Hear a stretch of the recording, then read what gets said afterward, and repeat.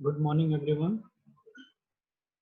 In last lecture, we already discussed about the basic introduction of human-computer interface, and we already discussed about this subject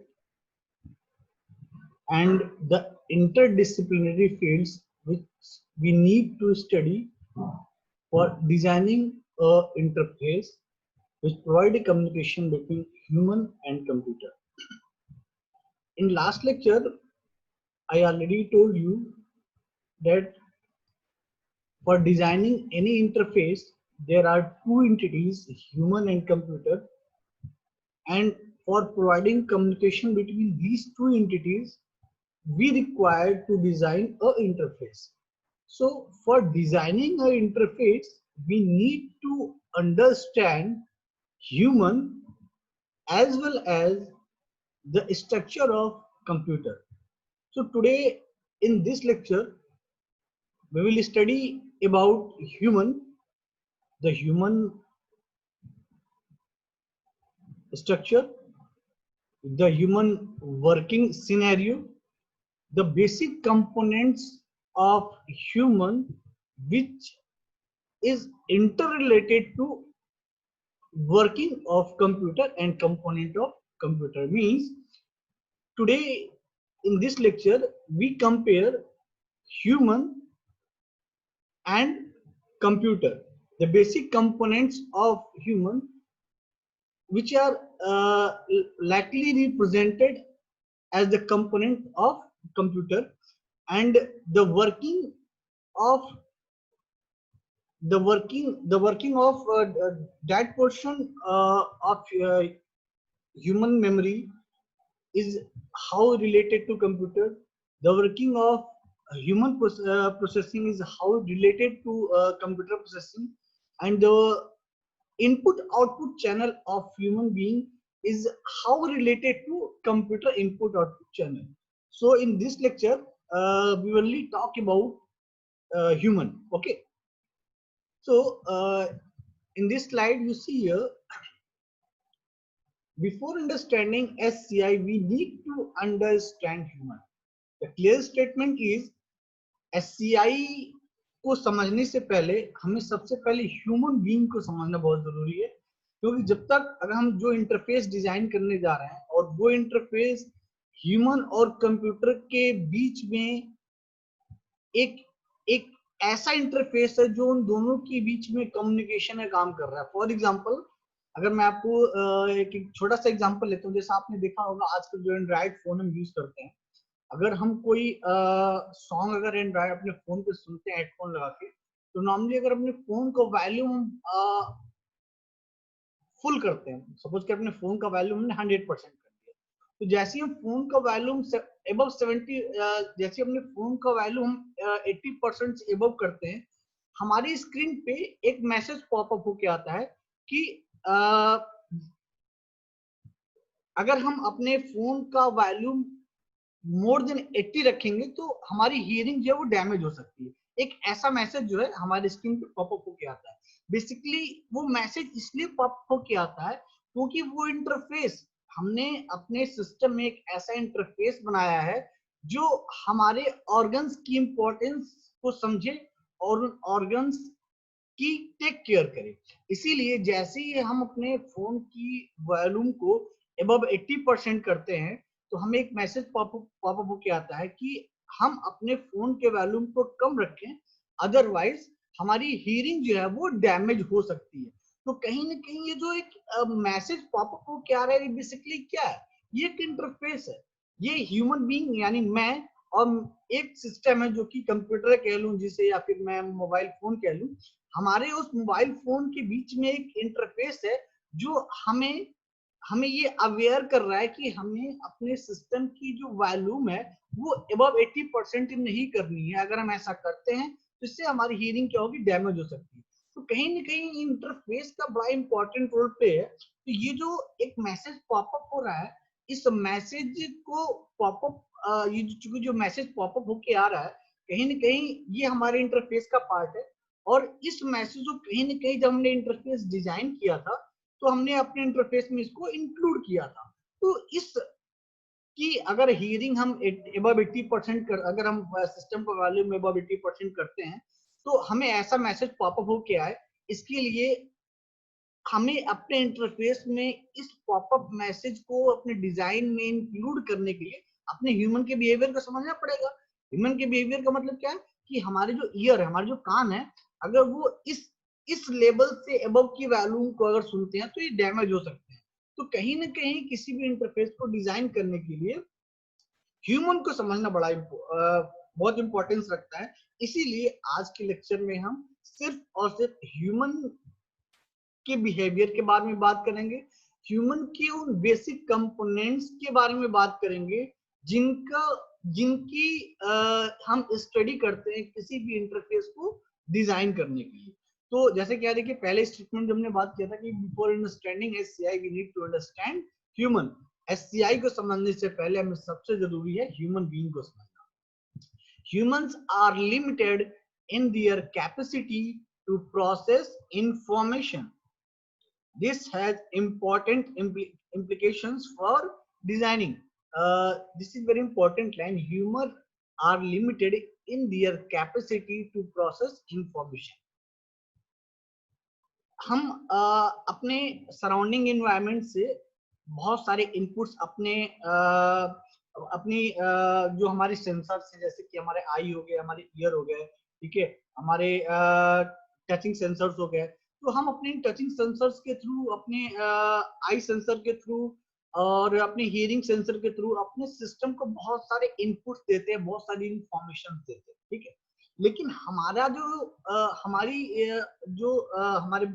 human body का जो structure है, आप यूं कहें कि human brain की जो प्रोसेसिंग कैपेसिटी है, इंफॉर्मेशन को प्रोसेस करने की जो कैपेबिलिटी है, वो लिमिटेड है, ठीक है। तो कहीं ना कहीं अगर हम उन लिमिटेशंस को समझ सके कि हमारा जो ह्यूमन ब्रेन है, हमारे ह्यूमन ब्रेन की प्रोसेसिंग, हमारे ह्यूमन ब्रेन की इंफॉर्मेशन स्टोरिंग, मतलब किस लेवल तक ये इंफॉर्मेशन को प्रोसेस कर सकता है, किस लेवल तक इंफॉर्मेशन को स्टोर कर सकता है, कितने ज्यादा समय तक इंफॉर्मेशन को स्टोर कर सकता है। तो अगर हम ह्यूमन की स्टडी करके उसके ड्रॉबैक को अगर समझ ले और उस ड्रॉबैक को रिजॉल्व करने के लिए कुछ ऐसा इंटरफेस बनाए जो इंटरफेस हमारे सिस्टम के साथ मिल करके उन ड्रॉबैक्स को क्या करे, फिल कर दे, तो कहीं ना कहीं हम एक प्रॉपर इंटरफेस डिजाइन कर पाते हैं। तो कहीं ना कहीं जब भी हम इंटरफेस की बात करते हैं तो हम इंटरफेस को डिजाइन करना होता है, और इंटरफेस को डिजाइन करने के लिए क्योंकि वो इंटरफेस एक ह्यूमन बीइंग यूज कर रहा हो, तो कहीं ना कहीं हमें उस ह्यूमन बीइंग को समझना ये बहुत जरूरी है। इसलिए आज हम ह्यूमन के बारे में पढ़ रहे हैं। नेक्स्ट पॉइंट क्या रहा है, in order to design something for someone we need to understand their capabilities and limitations. जो मैंने भी थोड़ी देर पहले बोला कि हमें ह्यूमन बीइंग की कैपेबिलिटीज को समझना है, उसकी क्या लिमिटेशंस हैं कि वो क्या कर सकता है, क्या नहीं कर सकता है, इन सारी लिमिटेशंस, उसकी कैपेबिलिटीज को हमें क्या है समझने की जरूरत है, तब जाके हम एक प्रॉपर इंटरफेस डिजाइन कर पाएंगे, ठीक है। नेक्स्ट एंड लास्ट पॉइंट क्या रहा है, how humans perceive the world around them, how they store and process information and solve problems, and how they physically manipulate objects. This is very important line because जैसा कि system में हम जैसे daily life में system जब use करते हैं, हमने देखा होगा सिस्टम की अपनी एक प्रोसेसिंग कैपेसिटी होती है। वो सेट ऑफ इंफॉर्मेशन को एज इनपुट लेता है और उस सेट ऑफ इंफॉर्मेशन को प्रोसेस करके हमें आउटपुट प्रोड्यूस करता है। Same year for human beings, हमारा जो ह्यूमन ब्रेन है ये बेसिकली एक प्रोसेसर की तरह काम करता है, ये प्रोसेसिंग करता है, लेकिन ये प्रोसेसिंग करने के लिए बहुत सारी इंफॉर्मेशंस को जो ह्यूमन बॉडी के ऑर्गन्स है, जो हमारे ह्यूमन बॉडी के ऑर्गन्स है, इन ह्यूमन बॉडी के ऑर्गन से बहुत सारे इनपुट्स को ये हमारी ब्रेन तक पहुंचाता है। तो कहीं ना कहीं हमारे, जैसे कि हमने सिस्टम के लिए बात की कि सिस्टम में हमें इनपुट की सेट ऑफ इनपुट्स की रिक्वायरमेंट होती है, वो सेट ऑफ इनपुट्स हम बहुत सारे बसेस या बहुत सारे चैनल्स के थ्रू सीपीयू को भेजते हैं, सीपीयू को प्रोसेस करता है, देन वो आउटपुट प्रोड्यूस करता है। Same here for human being, in our body there are lots of organs, eye, ear, touching sensors, so by using all these input channels, हम इन सारे इनपुट चैनल्स को यूज करके, या यू कहें इन सारे सेंसरीज को यूज करके, visual sensory, hearing sensory, touching sensory, इन सारे सेंसरीज को जब हम यूज करते हैं तो हम अपने ह्यूमन को, अपनी ह्यूमन बॉडी को सेट ऑफ इनपुट देते हैं। अब जब वो सेट ऑफ इनपुट हमारी ह्यूमन ब्रेन तक पहुंचता है तो वो उस इंफॉर्मेशन को प्रोसेस करता है, और प्रोसेस करने के बाद वो जैसा रिएक्शन प्रोड्यूस करना होता है, फिर वो वैसे रिएक्शन हमारे मसल्स के थ्रू वो प्रोड्यूस करता है। ठीक है, तो अगर आप यहाँ देखें ह्यूमन मॉडल प्रोसेसर में, तो यहाँ देखिए एक एलिमेंट्स है। ठीक है, ये एलिमेंट्स जो है ह्यूमन के एलिमेंट्स की बात कर रहा है। ठीक है, इस एलिमेंट्स को अगर भी हम सिस्टम से भी कंपेयर करेंगे, लेकिन अभी चूंकि हम ह्यूमन की बात कर रहे हैं इसलिए अभी हम सिर्फ ह्यूमन के एलिमेंट्स पे फोकस कर रहे हैं। तो यहाँ एलिमेंट्स में अगर आप देखिए तो यहाँ 3 तरह के एलिमेंट्स दिखाए गए। पहला है इनपुट आउटपुट चैनल, दूसरा है मेमोरी, और तीसरा है प्रोसेसिंग ऑफ इंफॉर्मेशन। अब इन 3 एलिमेंट्स को अगर मैं सिस्टम के एलिमेंट से कंपेयर करूं तो आप जानते हैं कि सिस्टम में इनपुट आउटपुट कंपोनेंट्स होते हैं। सेम हियर, जैसा कि हमने ह्यूमन के लिए बात किया input output channel, same system में क्या होता है, बहुत सारे इनपुट आउटपुट कंपोनेंट्स होते हैं। तो वैसे हमारे ह्यूमन बॉडी में क्या होते हैं, बहुत सारे इनपुट आउटपुट चैनल्स होते हैं, जिससे इनपुट चैनल्स मतलब जिसके थ्रू हम अपने ह्यूमन ब्रेन को इनपुट देते हैं, डेटा प्रोवाइड करते हैं, हमारा ये ब्रेन उसको प्रोसेस करके एज अ आउटपुट हमारे ऑर्गन्स के थ्रू या हमारे मसल्स के थ्रू कुछ एक्शन प्रोड्यूस करता है, जिसको हम एज अ आउटपुट की तरह ट्रीट करते हैं। तो अगर ह्यूमन बॉडी की बात करें, ह्यूमन की बात करें, तो यहाँ पे 3 तरह के एलिमेंट है। इसमें पहला एलिमेंट हमारा input output channel. Okay, second element है मेमोरी। तो अगर मेमोरी की बात करें तो आप सिस्टम में जानते हैं, सिस्टम में भी, हमारे कंप्यूटर सिस्टम में बहुत डिफरेंट डिफरेंट टाइप्स की मेमोरी होती है। कैश मेमोरी होती है, बफर मेमोरी होती है, रैम होता है, स्टैटिक मेमोरी में आपकी हार्ड डिस्क होती है। ठीक है, तो कहने का मतलब है डायनेमिक मेमोरीज भी है और स्टैटिक मेमोरी भी है। डायनेमिक मेमोरी मींस वो मेमोरी जिनमें इंफॉर्मेशन या डेटा बहुत थोड़े समय के लिए स्टोर रहता है। स्टैटिक मेमोरी वो मेमोरी जिसमें इंफॉर्मेशन और डेटा लॉन्ग पीरियड के लिए स्टोर रहता है। सेम ईयर हमारी ह्यूमन मेमोरी में भी शॉर्ट मेमोरी और लॉन्ग टर्म मेमोरी होती है। वो मेमोरी जिसमें बहुत शॉर्ट टाइम के लिए डेटा स्टोर रहता है, ठीक है, उससे हम वर्किंग मेमोरी कहते हैं, शॉर्ट टर्म मेमोरी कहते हैं, सेंसरी मेमोरी भी कह सकते हैं। ठीक है, बट सेंसरी मेमोरी और वर्किंग मेमोरी अलग अलग चीजें हैं, लेकिन अभी आप इनको हम एज ए टेम्पोररी मेमोरी की तरह ट्रीट कर सकते हैं। सेंसरी मेमोरी को as well as short term memory को या वर्किंग मेमोरी जिसको हम कहते हैं, इनको हम टेम्पोररी मेमोरी की तरह ट्रीट कर सकते हैं। दूसरा हमारा लॉन्ग टर्म मेमोरी, जिसमें हमारे ह्यूमन ब्रेन में इंफॉर्मेशन बहुत ज्यादा समय के लिए स्टोर रहती है।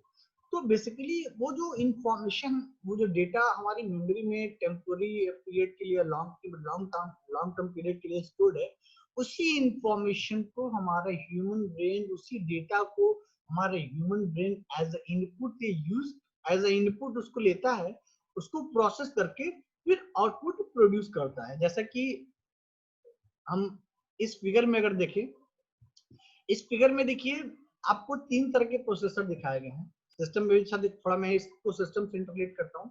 सिस्टम में भी देखिए क्या होता है, आपने जब सिस्टम के बारे में पढ़ा होगा, आपने एक ब्लॉक बनाया होगा जिससे आप इनपुट कंपोनेंट्स को रिप्रेजेंट करते हैं। फिर उसके बाद एक और ब्लॉक बनाते हैं, इसको आप प्रोसेसिंग यूनिट की तरह ट्रीट करते हैं। उसके बाद एक और आप ब्लॉक बनाते हैं, इसको आप आउटपुट चैनल की तरह ट्रीट करते हैं। तो सिस्टम में बेसिकली क्या होता है, आप इनपुट देते हैं, वो प्रोसेस होता है और आउटपुट प्रोड्यूस होता है। Same for human model human processor की अगर बात करें, हम अपने ह्यूमन ब्रेन की प्रोसेसिंग की अगर बात करें, तो हमें हमारे ह्यूमन ब्रेन को प्रोसेस करने के लिए भी डेटा चाहिए होता है, इनपुट चाहिए होता है। जब वो इनपुट हमारे ह्यूमन ब्रेन को पहुंचता है तो हमारा ह्यूमन ब्रेन उस इनपुट को प्रोसेस करता है और उसके रिगार्डिंग वो कुछ ना कुछ सर्टेन एक्शन प्रोड्यूस करता है।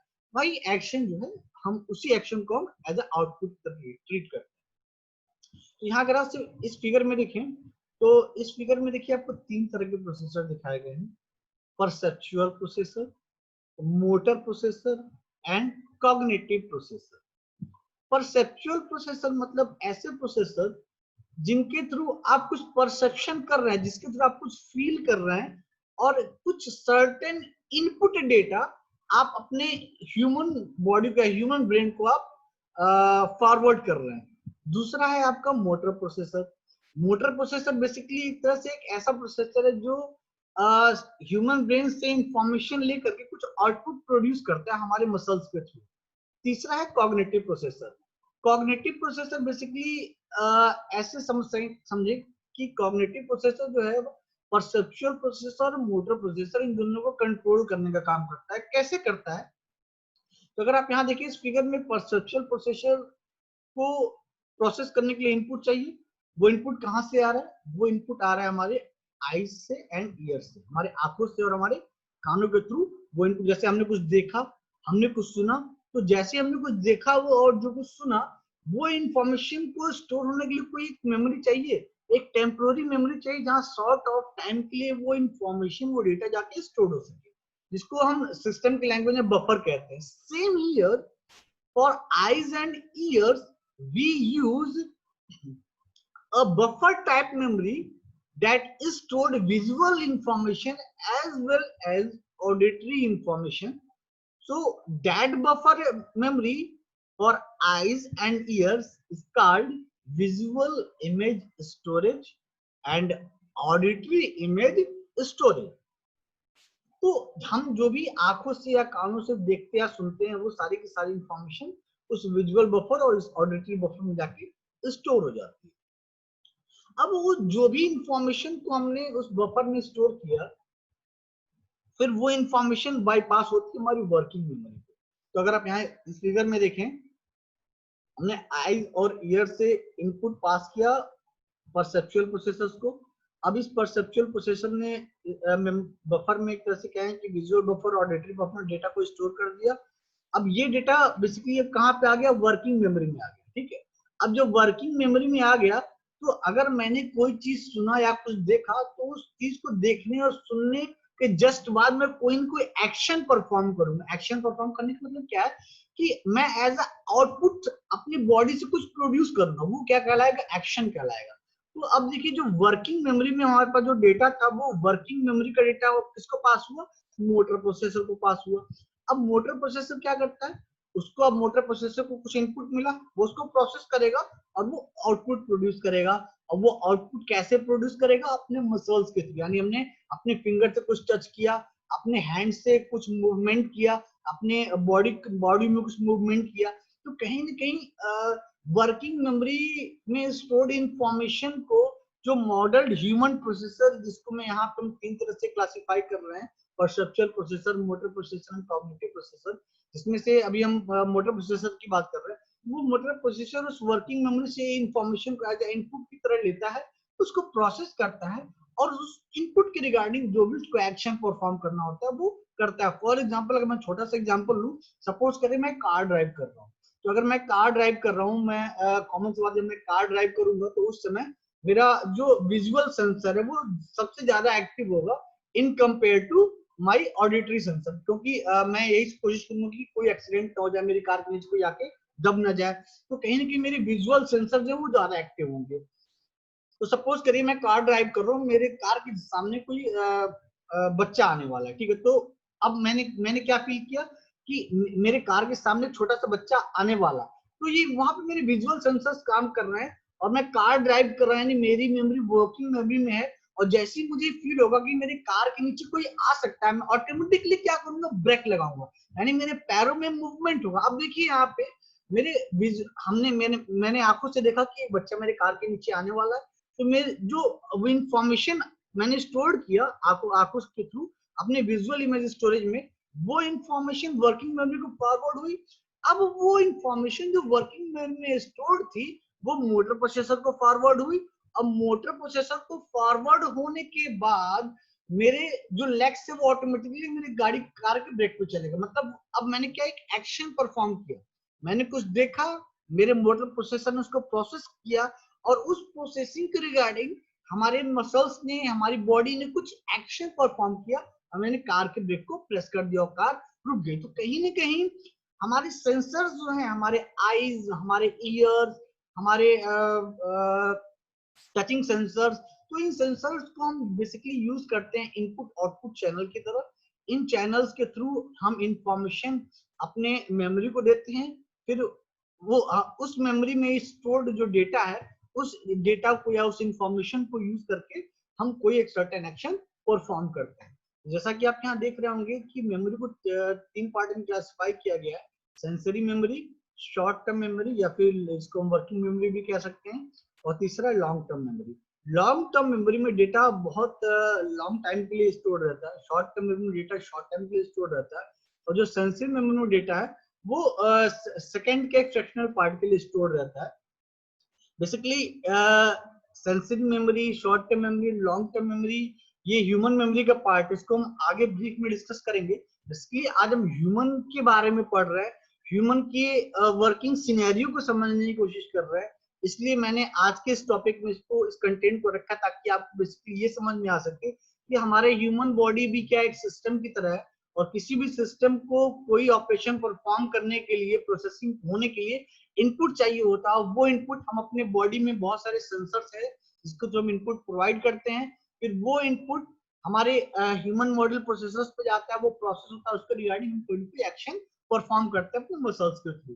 तो जैसा कि यहाँ पे देखिए द परसेप्चुअल प्रोसेसर्स मैंने यहाँ बताया हुआ है कि take input from the eyes and ears and drop it into to temporary memories, the visual image store and auditory image store.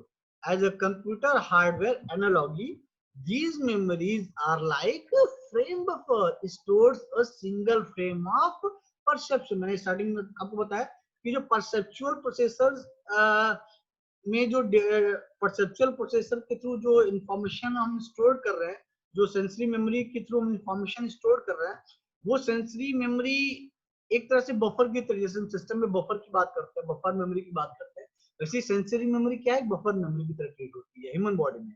और मोटर प्रोसेसर्स एक रैम की तरह ट्रीट होता है, देखिए which you might think as a RAM. तो कहीं ना कहीं हमारी ह्यूमन ब्रेन जो है, जो स्टोरिंग करती है या जो प्रोसेसिंग करती है, वो कहीं ना कहीं सिस्टम से रिलेटेड है, कंप्यूटर से रिलेटेड है, ठीक है। इन सबको भी आगे हम फर्दर ब्रीफ में डिस्कस करेंगे। जैसे यहाँ पे मैंने देखिए एग्जांपल लिया हुआ है, example of model human processor. यहाँ पे देखिए जो इनिशियल स्टेप कह रहे हैं, popup message appears on the screen. ये क्या है, परसेप्शन। आपने आंखों से देखा, आपने परसेप्शन किया कि कोई एक मैसेज स्क्रीन पे आया, आपने उसको रीड किया। जैसे ही आपने उस मैसेज को रीड किया, the user work out the response that is needed.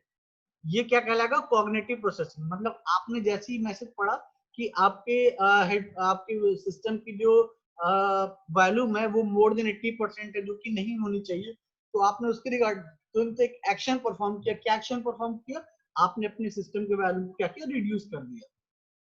तो उस सिस्टम के वॉल्यूम को रिड्यूस करने के लिए क्या करेंगे, आपकी बॉडी में मूवमेंट होगा ना, यानी आपके मसल्स काम करेंगे। मसल्स काम करेंगे मतलब क्या, आपका मोटर सिस्टम काम कर रहा है, आपका मोटर प्रोसेसिंग काम कर रहा है। तो थर्ड स्टेप देखिए क्या है, ए मोटर रिस्पॉन्स इज इनिशिएटेड, ठीक है। तो इस तरह से देखा जाए तो आप अपने आपने जो भी अपने सिस्टम पे देखा है, अभी जो भी आपने पॉपअप मैसेज रीड किया, उस पॉपअप मैसेज को रीड करने के बाद आपने कॉग्निटिव प्रोसेसिंग किया, उस कॉग्निटिव प्रोसेसिंग के रिगार्डिंग आपके मोटर एक्शंस कुछ अपने मसल्स के जो कुछ एक्शंस परफॉर्म करते हैं, और फाइनली एक एक्शन एग्जीक्यूट हो जाता है, जैसे कि मोबाइल का वॉल्यूम कम कर देना, माउस से कोई क्लिक इवेंट परफॉर्म करना।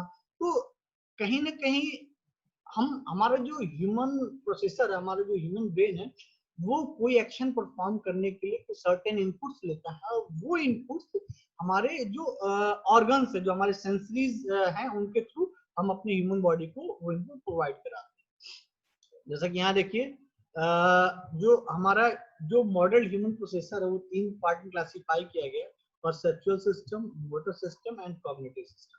कहने का मतलब हम 3 तरह से प्रोसेसिंग करते हैं अपने सिस्टम में, ठीक है। अब इन तीनों सिस्टम की, जैसे मान लीजिए अगर हमारा सीपीयू है, ठीक है, हमारे सिस्टम में जो सेंट्रल प्रोसेसिंग यूनिट है, सेंट्रल प्रोसेसिंग यूनिट की भी अपनी खुद की मेमोरी होती है, ठीक है। और रैम भी एक तरह की मेमोरी है, और हार्ड डिस्क भी एक तरह की मेमोरी है। लेकिन सीपीयू को अपनी प्रोसेसिंग करने के लिए इंटरनली एक मेमोरी सीपीयू अपने पास रखता है, जिसको हम रजिस्टर बोलते हैं, ठीक है। तो उसी तरह से ह्यूमन ब्रेन को जो 3 पार्ट में क्लासिफाई किया गया, perceptual system, motor system and cognitive system, अब इन तीनों टाइप्स की जो प्रोसेसिंग है, इन तीनों टाइप्स की प्रोसेसिंग के लिए हमें इनपुट आउटपुट चैनल चाहिए, मेमोरी चाहिए और इनकी प्रोसेसिंग चाहिए। तो जो इनपुट आउटपुट चैनल है वो जैसे कि मैंने आपको थोड़ी देर पहले बताया था फिगर में, देखिए इनपुट आउटपुट यहाँ पे तीन तरह के प्रोसेसर है, perceptual processor, motor processor, cognitive processor. अब इन तीनों प्रोसेसर्स की अपनी खुद की मेमोरी होगी। जैसे कॉग्निटिव प्रोसेसर की जो मेमोरी होती है वो लॉन्ग टर्म मेमोरी होती है, लेकिन लॉन्ग टर्म मेमोरी और वर्किंग मेमोरी इन दोनों को यूज करता है कॉग्निटिव। और लॉन्ग टर्म मेमोरी की इंफॉर्मेशन वर्किंग मेमोरी की इंफॉर्मेशन का इनपुट रीड करता है और उसको फिर वर्किंग मेमोरी में फॉरवर्ड करके फिर लॉन्ग टर्म मेमोरी में स्टोर कर लेता है।